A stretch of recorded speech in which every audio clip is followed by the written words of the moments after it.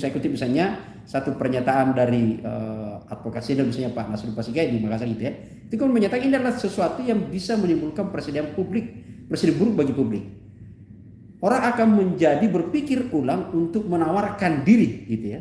Untuk berkata jujur, membantu penegak hukum, membongkar satu peristiwa. Kalau ternyata mereka sendiri keselamatannya tidak dijamin, mereka sendiri perlakuan hukum keadilannya terhadap dirinya itu tidak dijamin. Bahkan sebaliknya justru dianggap menjadi bagian yang, mohon maaf, jangan-jangan justru posisi Richard di dalam pengadilan kita diposisikan adalah sebagai aktor yang musuh karena yang bersangkutanlah yang membuat repot membongkar ini kasus tersebut. Padahal justru publik memberi apresiasi kepada yang bersangkutan karena setidaknya dengan segala risiko mereka kemudian bisa memberikan informasi setidak-tidaknya untuk kemudian membuka tabir apa sih sesungguhnya di balik pembunuhan sadis terhadap Joshua. Memang betul ada banyak pakar menyatakan bukan berarti orang menuntut bebas gitu ya, tapi setidaknya adalah tentu dengan kesediaan untuk memberikan informasi yang detail, informasi secara jujur, maka itu tentu akan memberikan perlakuannya lebih. Teman-teman sekalian, saya ingin memberikan saja gitu ya, coba kita lihat misalnya apa sih rujukan-rujukan untuk kemudian orang bisa menjadikan justice kolaborator itu kemudian bisa mendapatkan perlakuan yang lebih, perlakuan khusus dalam penegakan hukum kita. Misalnya, sesungguhnya sudah ada surat edaran gitu ya, jadi ada, dan ini saya kira sebenarnya jaksa pun JPU-nya itu sudah baca. Jangan kan JPU, jaksa agung pun tahu itu ya, hakim pun tahu gitu loh.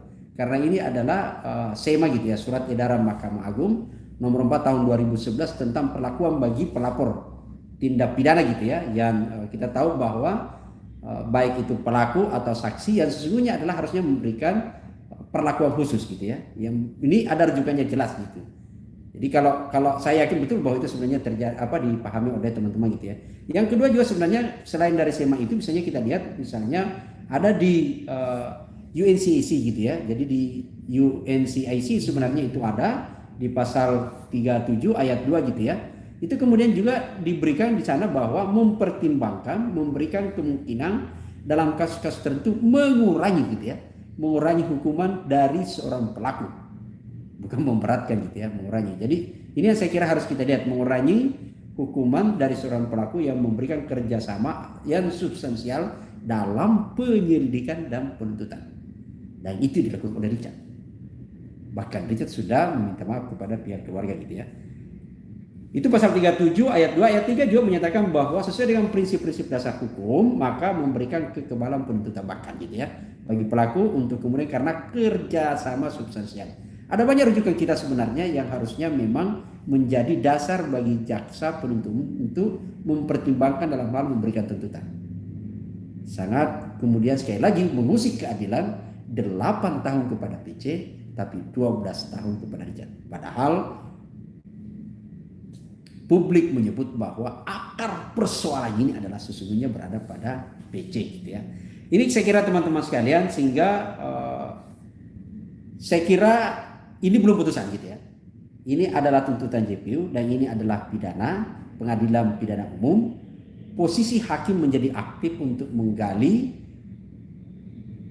apa fakta-fakta yang terungkap dalam persidangan lalu kemudian mengambil keputusan vonis sesuai dengan keyakinannya para hakim.